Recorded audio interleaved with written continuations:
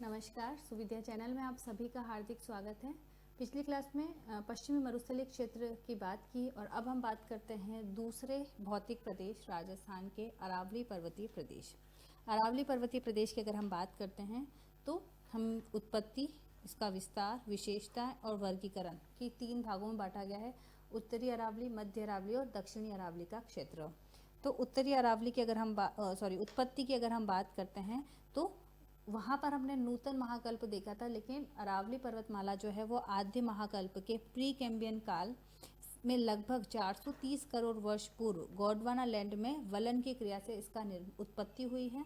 तो भू समय सारणी अगर देखें तो पूर्व प्राथमिक युग, इसमें भी प्री कैम्बियन काल के गोंडवाना लैंड में वलन के फलस्वरूप ही हमारी जो ये क्षेत्र है उसका निर्माण हुआ है अरावली पर्वतमाला का।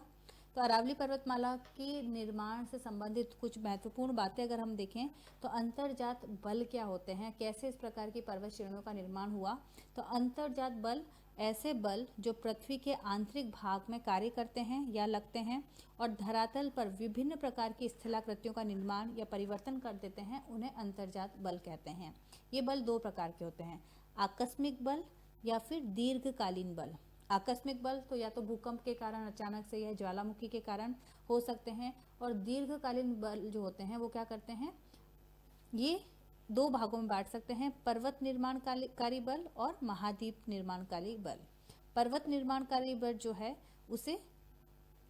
उसका काम क्या होता है, मुख्य रूप से पर्वतों का जो निर्माण है, वलित पर्वत या ब्लॉक पर्वत का निर्माण जो है वो इस प्रकार के दीर्घकालीन बलों के माध्यम से हुआ है। तो संपीड़न बल वलन क्रिया के द्वारा वलित पर्वत बने हैं, और हमारी जो ये अरावली की पर्वतमाला है वो किसका उदाहरण है, ये वलित पर्वत का उदाहरण है।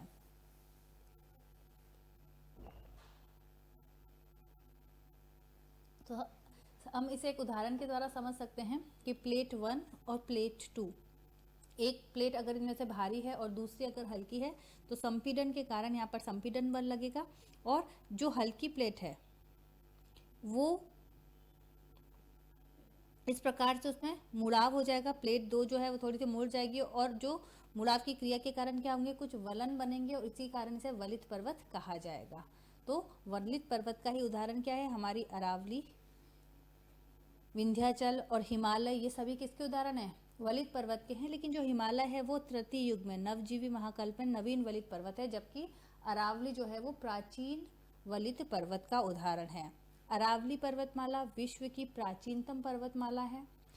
अरावली के समकालीन देखा जाए तो यूएसए के स्कैंडिनेवियन वाला जो है पूर्वी तट के समांतर, वो यहाँ पर है, हम कह सकते हैं कि इसके समकालीन है।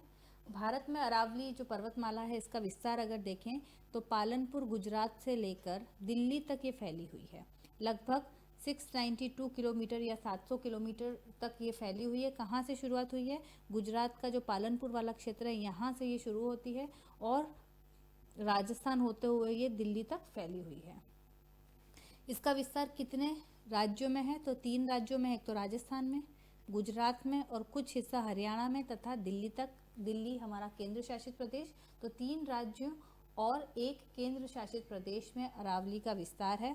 अरावली जो है इसकी विशेषताएं देखें तो अरावली का जो मूल है या जड़ है, इसकी उत्पत्ति वास्तव में कहाँ से हुई है, अरब सागर से हुई है। इसका जो मूल है या जड़ है वो क्या है, अरब सागर में। हिमालय और पश्चिमी घाट जो हैं, हमारा जो हिमालय क्षेत्र है और जो पश्चिमी घाट है उसके मध्य में सबसे ऊंची पर्वतमाला कौन सी है, अरावली। पश्चिमी घाट जो हैं और हमारी जो अरावली पर्वतमाला है उसके बीच में सबसे ऊंची पर्वतमाला अरावली है। ये एक महान भारतीय जल विभाजक रेखा, जल संभर के रूप में काम करती है, और सिंधु नदी और गंगा नदी तंत्र का विभाजन का कार्य अरावली पर्वतमाला करती है।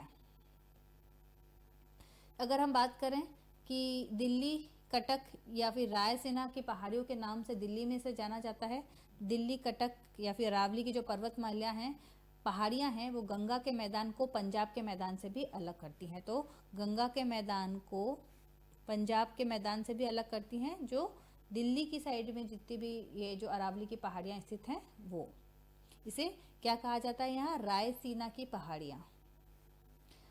अगर हम बात करते हैं हरियाणा में, तो अरावली पर्वतमाला को हरियाणा में क्या कहा जाता है? डोसी या धोसी पर्वत कहा जाता है। हरियाणा में से डोसी या धोसी पर्वत कहा जाता है।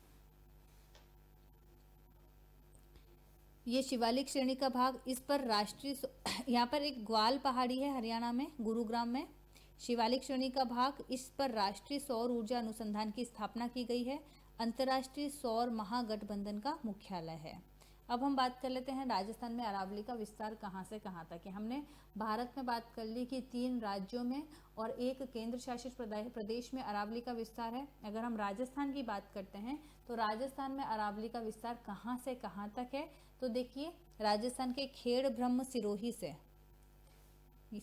से खेतड़ी झुंझुनू तक राजस्थान में अरावली का विस्तार है। कुल लगभग 700 किलोमीटर में से 550 किलोमीटर तो जो लंबाई है ये अरावली की राजस्थान में है। राजस्थान में इसका जो विस्तार देखा जाए तो दक्षिणी पश्चिमी से उत्तर पूर्व की ओर है। ठीक है, तो ये दक्षिणी पश्चिमी क्षेत्र हो गया और इससे उत्तर पूर्व की ओर इसका विस्तार फैला हुआ है। इसकी सबसे ज़्यादा चौड़ाई कहाँ है? राजस्थान में अरावली की सर्वाधिक चौड़ाई कहाँ है? राजसमंद से बांसवाड़ा के मध्य। और सबसे ज़्यादा विस्तार कहाँ है? तो उदयपुर में। सबसे कम विस्तार कहाँ है? अजमेर में, जो कि मध्य अरावली का क्षेत्र होगा, जहाँ पर सबसे कम विस्तार है। और इसकी ऊंचाई कैसे बढ़ती है? तो उत्तर पश्चिम से जैसे जैसे दक्षिण की ओर बढ़ते हैं, दक्षिण पश्चिम की ओर बढ़ते हैं, उत्तर पूर्व से दक्षिण पश्चिम की ओर बढ़ने पर इसकी जो ऊंचाई है वो बढ़ रही है। तो सर्वाधिक आपने माउंट आबू में, सिरोही में ही हम कह सकते हैं कि ऊंचाई सर्वाधिक है। तो इस प्रकार हम कह सकते हैं कि उत्तर पूर्व से दक्षिण पश्चिम की ओर जाने पर इसकी जो ऊंचाई है वो बढ़ती है पर्वतमाला की। अब राजस्थान में अरावली की सर्वाधिक ऊंचाई राजसमंद से सिरोही के मध्य में है। सर्वाधिक ऊंचाई कहाँ से कहाँ तक? यानी दक्षिणी पश्चिमी जो क्षेत्र है वहाँ पर सर्वाधिक है। इसकी अगर हम बात करें, गुरु शिखर में सर्वाधिक है, फिर सेर, फिर दिलवाड़ा, गुरु सेर दिलवाड़ा सिरोही में तीनों, देन जरगा उदयपुर में, अचलगढ़ सिरोही में और कुंभलगढ़ राजसमंद में। तो ये अब से कई बार प्रश्न पूछ लिया जाता है इसको सीक्वेंस में, अवरोही या आरोही क्रम में लगाने में। तो सबसे ऊंची जो पर्वतमाला है वो गुरु शिखर, फिर सैर, दिलवाड़ा, तीनों सिरोही में है। राजस्थान में उदयपुर में सबसे ऊंची पूछा जाए तो जरगा जी, फिर जरगा पहाड़ी पे, फिर अचलगढ़ और फिर कुंभलगढ़ राजसमंद में। राजस्थान में अरावली की सबसे ऊंचाई वाला जिला कौन सा हो जाएगा? भाई सिरोही हो जाएगा। सबसे कम ऊंचाई वाला क्षेत्र जयपुर। राजस्थान में अरावली पर्वतमाला राजस्थान के कुल क्षेत्रफल का 9.3% और जनसंख्या यहाँ पर लगभग 10% रहती है। अब इसका जो कह सकते हैं कि विस्तार है, हरिमोहन सक्सेना के अकॉर्डिंग 7 जिलों में है। अलवर, जयपुर, दौसा, अजमेर, राजसमंद, उदयपुर और सिरोही में। तो मुख्य रूप से अगर हम देखें तो इसका राजस्थान में अरावली का जो अधिकतम विस्तार है वो लगभग 16 जिलों में है। ठीक है, ये आप ध्यान रखें। अब अरावली की विशेषताएं अगर हम देखते हैं तो विष्णु पुराण में अरावली को मेरू पर्वत, सुमेरु पर्वत या परिपत्र पर्वत कहा गया है। स्थानीय भाषा में इसे आड़ावाटा कहा जाता है। अवशिष्ट पहाड़ी है, धीरे धीरे इसकी जो ऊंचाई है उसमें भी समय के साथ कमी हुई है। किसी भौगोलिक उच्चावच का निर्धारण जो है भाई किससे किया जाता है? किसी समुद्र तल से किया जाता है। ओके, तो भारत में भी भौगोलिक उच्चावच के लिए जो समुद्र तल माना गया है वो है चेन्नई, तमिलनाडु को माना गया है। उत्पत्ति के समय प्री कैम्ब्रियन में अरावली की औसत ऊंचाई 2800 मीटर थी। यानी जब ये अरावली बनी होगी उस समय प्री कैम्ब्रियन काल में इसकी ऊंचाई कितनी थी? लगभग औसत ऊंचाई 2800 मीटर थी। लेकिन आज अगर देखें तो ये एक अवशिष्ट पहाड़ी के रूप में है और सिर्फ 930 मीटर ही इसकी ऊंचाई रह गई है। अब हम कैसे कहते हैं कि भाई कोई चीज़ पठार है, कोई एरिया या पहाड़ है? तो 300 मीटर तक की ऊंचाई वाला क्षेत्र को मैदान कहा जाता है। 600 मीटर तक की ऊंचाई वाले को पठार कहा जाता है। उससे ऊपर है तो 1800 तक पहाड़ी, फिर पहाड़, और 2700 मीटर से ज़्यादा है तो पर्वत। तो एक टाइम था कि अरावली पर्वतमाला 2800 मीटर इसकी ऊंचाई थी, लेकिन अब ये जो है सिर्फ हम कह सकते हैं कि एक पहाड़ी का रूप हो गया है। तो प्रारंभ में 2800 मीटर अरावली पर्वतमाला थी, लेकिन वर्तमान में ये एक अवशिष्ट पहाड़ी का भाग है। 930 मीटर इसकी हम कह सकते हैं ऊंचाई रह गई है। अब कारण क्या है कि क्यों इसकी ऊंचाई में कमी हुई है? तो 2 मुख्य कारण हैं, अपक्षरण और अपर्दन। अपक्षरण यानी वेदरिंग, किसी चट्टान के द्वारा अपने स्थान पर बिना गति के टूटते जाना टाइम के साथ, है ना भाई, बहुत या तो तापमान एकदम से बढ़ा, उसके बाद वेदरिंग हो रही है, भाई मिट्टी जो है वो उसके कारण अलग हो रहे हैं रॉक्स के, वर्षा के कारण भी होता है कई बार। अपरदन क्या होता है, जब चट्टान गतिशील प्रक्रिया के कारण टूट जाती है, ठीक है, वायु ग्लेशियर के द्वारा अगर किसी मिट्टी की ऊपरी परत का अपरदन हो रहा है, हट रही है, तो उसे क्या कहा जाएगा, अपरदन। और अगर ये दोनों चीजें साथ में हो रही हैं तो उसे डेन्यूडेशन या अनाच्छादन कहा जाएगा। तो अपरदन जो है उसके कारण, अपक्षरण के कारण अरावली पर्वतमाला की जो ऊंचाई है वो समय के साथ धीरे धीरे क्या हुई है, कम हुई है। राजस्थान में अपरदन 3 प्रकार के हैं, एक है चादरी अपरदन, एक है वायवीय अपरदन और तीसरा है जलीय अपरदन। चादरी अपरदन किससे संबंधित है, वर्षा जल के कारण पर्वत की ऊपरी परत का टूटना, उसे कहा जाएगा चादरी अपरदन। बारिश के कारण अगर ऊपर की परत हट रही है तो उसे क्या कहा जाएगा, चादरी अपरदन। और माउंट आबू में जो सर्वाधिक वर्षा माउंट आबू में होती है, तो इस कारण सबसे ज्यादा चादरी अपरदन भी कहाँ होता है, माउंट आबू में होता है। वायु के कारण मिट्टी की ऊपरी परत हट रही है तो वो उसे कहा जाएगा वायवीय अपरदन, और जैसलमेर में ये सर्वाधिक होती है। तीसरा होता है जलीय अपरदन। जलीय अपरदन जो होती है वो जल के कारण होती है, और ये जो हमारा हाड़ौती वाला क्षेत्र है वहां पर सर्वाधिक होती है, और जिला देखें तो कोटा में। तो ये 3 चीजें ध्यान रखें कि अपरदन 3 प्रकार का है। चादरी अपरदन माउंट आबू में सर्वाधिक होता है, अगर हम वायवीय अपरदन की बात करें तो जैसलमेर में, और जलीय अपरदन कोटा में सर्वाधिक होता है। अब यहाँ पर अरावली पर्वतीय प्रदेश की अगर बात करते हैं, देखिए हमने पश्चिमी क्षेत्र की बात की थी कि वहाँ पर अवसादी चट्टानें जो हैं वो ज़्यादा हैं। यहाँ पर देखें तो धारवाड़ क्रम की आग्नेय चट्टानें सर्वाधिक पाई जाती हैं। यहाँ पर क्या है, धारवाड़ क्रम की आग्नेय चट्टानें सर्वाधिक हैं। ग्रेनाइट चट्टान, धात्विक चट्टानें अधिक हैं। लोह अयस्क, तांबा, सोना, मैग्नीज, सीसा, जस्ता, चांदी, इन सभी की मात्रा जो है यहाँ पर अधिक है। लोह अयस्क की अगर हम बात करें तो मोरिजा बानोला मुख्य केंद्र है जयपुर में। मैग्नीज जो है वो सबसे ज़्यादा कहाँ पाया जाता है, बांसवाड़ा में पाया जाता है। अरावली प्रदेश की अगर हम बात करें तो अरावली पर्वतीय प्रदेश जो है वो राजस्थान में वन और वन्य जीव की दृष्टि से एक समृद्ध प्रदेश है। सर्वाधिक बायोडाइवर्सिटी यहाँ पर पाई जाती है, सर्वाधिक वन विस्तार यहाँ पर पाया जाता है। इस पर्टिकुलर क्षेत्र में आदिवासी जनजातियों की ये आश्रय स्थल ही है। क्यों, क्योंकि मीणा, भील, गरासिया, डामोर और कथोड़ी अधिकतर जनजातियां जो हैं वो इसी क्षेत्र में पाई जाती हैं। अब अरावली के प्रमुख पठारों की अगर हम बात कर लें तो देखिए पठार क्या होते हैं, सबसे पहले तो हम वो देख लेते हैं। पठार धरातल पर स्थित वह उच्च भूमि जिसका शीर्ष समतल हो उसे पठार कहा जाता है। अब सबसे ऊंचा जो पठार है राजस्थान का वो कौन सा है, उड़िया का पठार, और इसी पर माउंट आबू व्यवस्थित है। उड़िया का पठार सिरोही में स्थित है।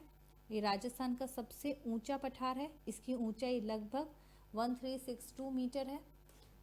तो माउंट आबू जो है राजस्थान का जो सबसे ऊंचा शहर है वो कहाँ, कौन से पठार पर स्थित है, उड़िया के पठार पर स्थित है। और इसी उड़िया के पठार पर मीठे पानी की झील नक्की झील है।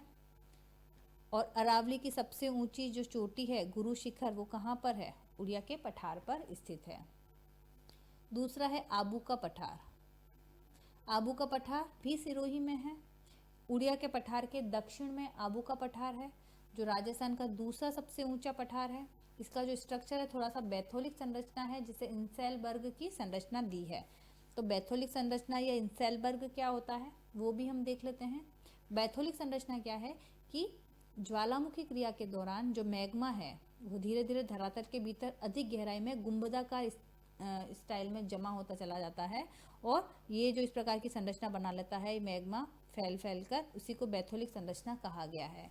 और इंसेलबर्ग क्या होता है कि कई बार अपरदन के कारण, भाई इस प्रकार की चट्टानें हैं और अपरदन के कारण क्या होता है कि कुछ जो चीजें हैं कुछ जो है वो घिस जाती हैं, हट जाती हैं अपरदन के कारण, और एक इंसेलबर्ग वाली जो स्ट्रक्चर है इस प्रकार से इंसेलबर्ग का फॉर्मेशन हो जाता है।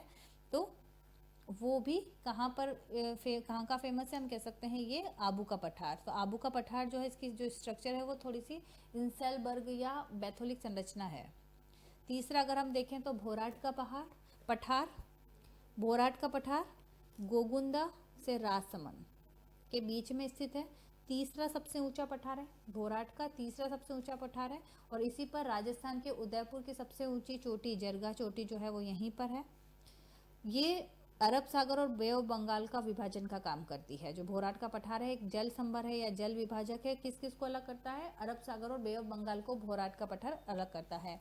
तो यहाँ पर देख सकते हैं आप कि ये गोगुंदा उदयपुर से राजसमंद में जो कुंभलगढ़ है उसको के बीच में जो ये पठारी क्षेत्र है वे भोराट का पठार है, जो कि अरब सागर और ये बंगाल की खाड़ी को अलग करता है। फिर लासोड़िया का पठार उदयपुर में जयसमंद झील के पूर्व में स्थित है, सबसे कटा फटा पठार है। मैसा का पठार चित्तौड़ में स्थित है। मानदेसरा का पठार भी चित्तौड़ में स्थित है। फिर भूमठ का पठार जहाँ पर एक ही आंदोलन हुआ था, उदयपुर बांसवाड़ा डूंगरपुर के बीच में स्थित है। मोतीलाल तेजावत के नेतृत्व में इसी क्षेत्र में आंदोलन जो था वो हुआ था। फिर गिरवा क्षेत्र, गिरवा उदयपुर के आसपास की जो अर्धचंद्राकार तश्तरी नुमा जो पहाड़ियां हैं उन्हें गिरवा कहा गया है। ये आप देख सकते हैं, इस प्रकार की अर्धचंद्राकार तश्तरी नुमा पहाड़ियों को गिरवा कहा गया है। और उसी के उत्तर पश्चिम में क्या स्थित है? कुछ अवशिष्ट पहाड़ियां हैं जिसे मगरा कहते हैं, तो मगरा भी उदयपुर में है, गिरवा भी उदयपुर के आसपास के क्षेत्र हैं। देशहरो भी उदयपुर में ही। जरगा और रागा पहाड़ियों के बीच में वर्ष भर हरा रहने वाला, इधर जरगा है ये रागा, इन दोनों के बीच में वर्ष भर हरा रहने वाला जो स्थान है उसे देशहरो कहते हैं। भाकर पूर्वी सिरोही में पाई जाने वाली पहाड़ियों को भाकर कहते हैं। और यहाँ पर गरासिया जनजाति जो है वो निवास करती है। यहाँ पर चादरी अपर्दन होता है। फिर मेवल, डूंगरपुर और बांसवाड़ा के मध्य पर स्थित पहाड़ियाँ हैं, ध्यान रखें इसे। तो ये कुछ महत्वपूर्ण हम कह सकते हैं। इसी में आप कई बार वांगड़ क्षेत्र और बांगड़ क्षेत्र में कंफ्यूजन हो जाता है। तो वांगड़ क्षेत्र कौन सा है? डूंगरपुर बांसवाड़ा वाला क्षेत्र है। और बांगड़ जो है वो नागौर, चूरू और झुंझुनू वाला क्षेत्र होगा। खादर नवीन जलोढ़ मैदान और बांगड़ प्राचीन जलोढ़ मैदान कहलाते हैं। इसी के अलावा ऊपरमाल का पठार बिजोलिया भीलवाड़ा से भैंसरोडगढ़ चित्तौड़गढ़ के बीच की जो पठारी क्षेत्र है उसे क्या कहा गया है? ऊपरमाल का पठार। तो भीलवाड़ा से चित्तौड़ के बीच का जो पठार है वो ऊपरमाल का पठार होगा। अरावली की आकृति अगर हम देखें तो कैसी है? तंदूरा के समान है। इसका उत्तरी भाग भेड़ की पीठ के समान है और दक्षिणी भाग पंजाकार है। तो ये कुछ महत्वपूर्ण बातें हो गई अरावली पर्वतमाला और उससे संबंधित पठार और ऊंची चोटियों से संबंधित। अब अरावली पर्वत जो प्रदेश है उसे उसकी हाइट के बेसिस पर, ऊंचाई के आधार पर भी 3 भागों में बांट सकते हैं, उत्तरी अरावली, मध्य अरावली और दक्षिणी अरावली। उत्तरी अरावली की अगर हम बात करें तो उत्तरी अरावली जयपुर, सीकर, झुंझुनू और अलवर में फैली हुई है। उत्तरी अरावली जयपुर, सीकर, झुंझुनू, अलवर, ये इसकी कुछ प्रमुख चोटियां हैं। रघुनाथगढ़, खो, हर्षनाथ अलवर, भरोच अलवर। तो जयपुर में जो सबसे ऊंची चोटी है वो है खो, अलवर में जो सबसे ऊंची चोटी है वो है हर्षनाथ, सीकर में जो सबसे ऊंची चोटी है वो है रघुनाथगढ़। ध्यान रखें, उत्तरी अरावली में सबसे ऊंची चोटी सीकर में रघुनाथगढ़ है, जयपुर की सबसे ऊंची चोटी खो है, अलवर की हर्षनाथ है। और वैसे पूछा जाए तो रघुनाथगढ़ फर्स्ट नंबर पर, फिर खो और फिर हर्षनाथ। प्रमुख पहाड़ियाँ पालखेत पहाड़ी, मालखेत, हर्ष पर्वत, खंडेला की पहाड़ियाँ, उदयनाथ पहाड़ियाँ, हर्षनाथ, सेवर और बैराट। बैराट की पहाड़ियाँ जयपुर में, सेवर की पहाड़ियाँ भी जयपुर में, उदयनाथ और हर्षनाथ अलवर में, खंडेला की पहाड़ियाँ हर्ष पर्वत और मालखेत सीकर में और पालखेत झुंझुनू में स्थित हैं। उत्तरी अरावली की अगर हम बात करें तो यहाँ से संबंधित जो कुछ महत्वपूर्ण नदियाँ हैं, जैसे कांतली नदी खंडेला की पहाड़ी सीकर से उसका उद्गम है, साबी नदी सेवर की पहाड़ी जयपुर से, बाणगंगा बैराट जयपुर से, रूपारेल उदयनाथ की पहाड़ी अलवर से, मैंथा मनोहरपुरा की पहाड़ी जयपुर से। सेवर देखिए, सेवर शब्द 2 रूप में आता है। सेवर की पहाड़ियाँ तो जयपुर में है और सेवर जो है एक केंद्रीय सरसों अनुसंधान जो संस्थान है वो कहाँ पर है? भरतपुर में है। तो सरसों अनुसंधान केंद्र सेवर जो है वो भरतपुर में है, लेकिन सेवर की पहाड़ियाँ पूछी जाए तो वो जयपुर में है। ये तो हो गया, सबसे पहला भाग हो गया हमारा उत्तरी अरावली। अब मध्य अरावली में सिर्फ और सिर्फ हम बात करें तो अजमेर है। ऊंचाई 550 से 750 मीटर और यहाँ पर जो चोटियाँ हैं, सबसे ऊंची चोटी है गोरम जी, फिर मोरिया जी, फिर तारागढ़ और फिर नाग पहाड़ी। तो सबसे छोटी चोटी कौन सी हो जाएगी? नाग पहाड़ी, सबसे बड़ी गौरम जी। यहाँ पर प्रमुख पहाड़ियाँ हैं मेरवाड़ा की पहाड़ियाँ। प्रमुख दर्रे अगर देखें मध्य भाग में, मध्य अरावली में तो बर दर्रा, फेमस है।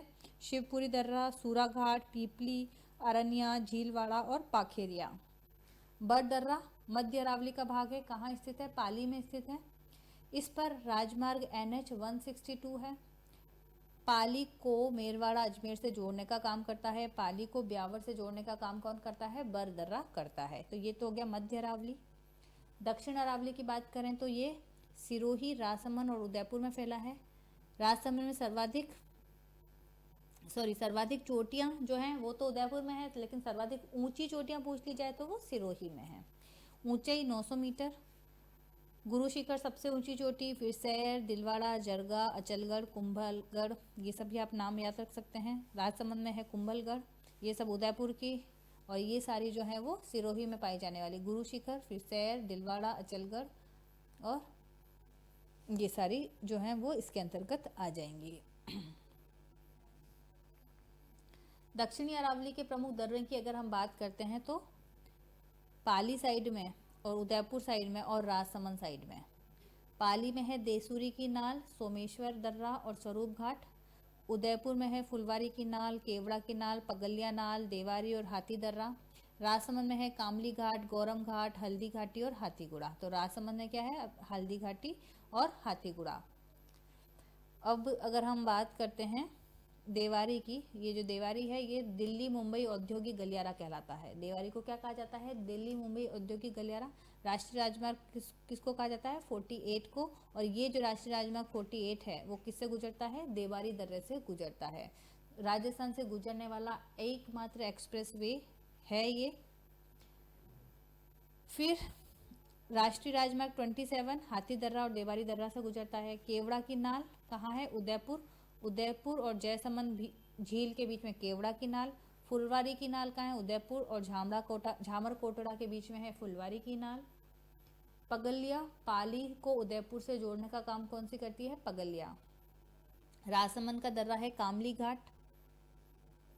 कामली घाट जो है वो मेवाड़ को मेरवाड़ा से जोड़ने वाला दर्रा है। गौरम घाट, हल्दी घाटी, ये सभी किसके दर्रे होंगे? राजसमंद के दर्रे होंगे। देसूरी दर्रा मारवाड़ को मेवाड़ जाने का रास्ता है। देसूरी दर्रा आपने देखा होगा, पाली जाते समय देसूरी दर्रा आता है। सोमेश्वर रौनकपुर जैन मंदिर जाने का मंदिर है सोमेश्वर दर्रा और स्वरूप घाट। तो ये हमने बात की अरावली पर्वतीय प्रदेश की। सेकंड महत्वपूर्ण भौतिक प्रदेश है राजस्थान का। बहुत बहुत धन्यवाद।